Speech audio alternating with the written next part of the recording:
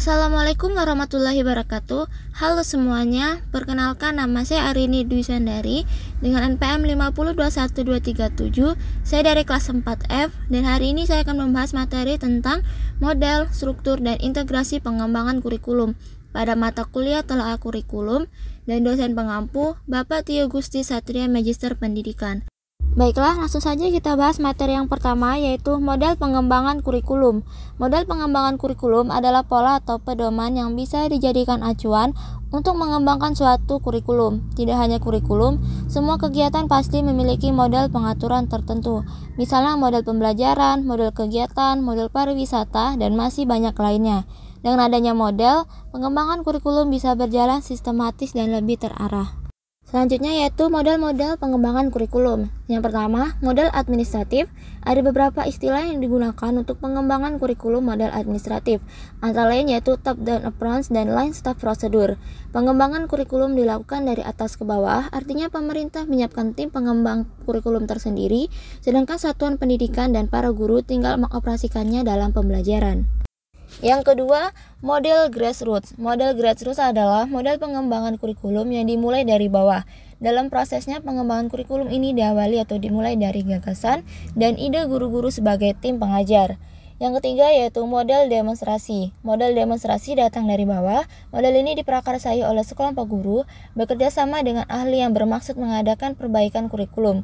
Model ini umumnya berskala kecil, hanya mencakup satu atau beberapa sekolah, satu komponen kurikulum atau mencakup keseluruhan komponen kurikulum.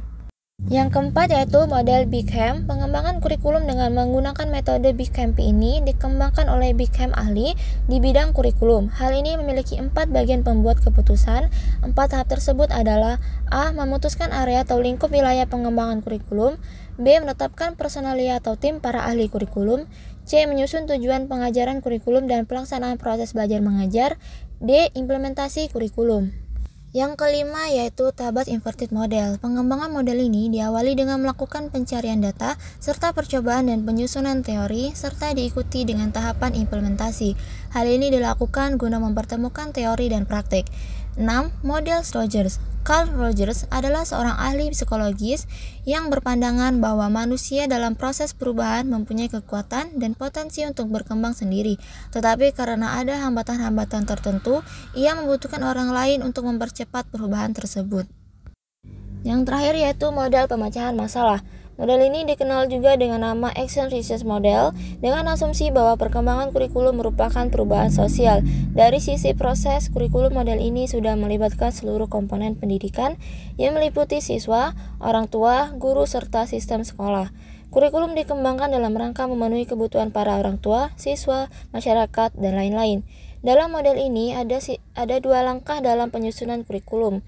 Antara lain A. Melakukan kajian tentang data-data yang dikumpulkan sebagai bahan penyusunan kurikulum. B. Melakukan implementasi atas keputusan yang dihasilkan pada langkah pertama. Selanjutnya kita akan membahas tentang struktur kurikulum. Struktur kurikulum merupakan pola dan susunan mata pelajaran yang harus ditempuh oleh peserta didik dalam kegiatan pelayanan ke dalam muatan kurikulum. Pada setiap mata pelajaran dituangkan dalam kompetensi-kompetensi yang dimaksud, terdiri atas standar kompetensi, dan kompetensi dasar, yang dikembangkan berdasarkan standar kompetensi lulusan yang harus dikuasai peserta didik sesuai dengan beban belajar yang tercantum dalam struktur kurikulum. Struktur kurikulum terdiri dari 3 komponen, yakni komponen mata pelajaran, komponen muatan lokal, dan komponen pengembangan diri. Komponen mata pelajaran dikelompokkan sebagai berikut. 1. Kelompok mata pelajaran agama dan akhlak mulia. 2. Kelompok mata pelajaran kewarganegaraan dan kepribadian. 3. Kelompok mata pelajaran ilmu pengetahuan dan teknologi. Yang keempat, kelompok mata pelajaran estetika. Dan yang terakhir, kelompok mata pelajaran jasmani, olahraga, dan kesehatan. Komponen muatan lokal dan pengembangan diri merupakan bagian integral dari struktur kurikulum namun dikembangkan sendiri oleh sekolah. Baiklah, kita telah masuk pada pembahasan yang terakhir yaitu model integrasi kurikulum.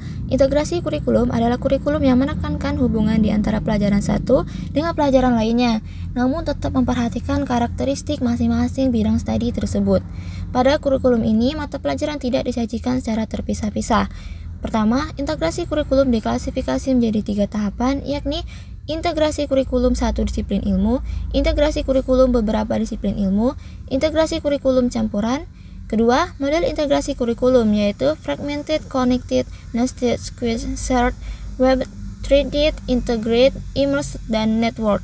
Ketiga, pelaksanaan pengembangan integrasi kurikulum bisa dilakukan beberapa langkah atau tahapan, yakni melihat tujuan integrasi pembelajaran, klasifikasi pengintegrasian tema materi, dan pemanduan konsep dalam pembelajaran terintegrasi. Baiklah, itu saja materi yang bisa saya sampaikan. Saya akhiri. Wassalamualaikum warahmatullahi wabarakatuh.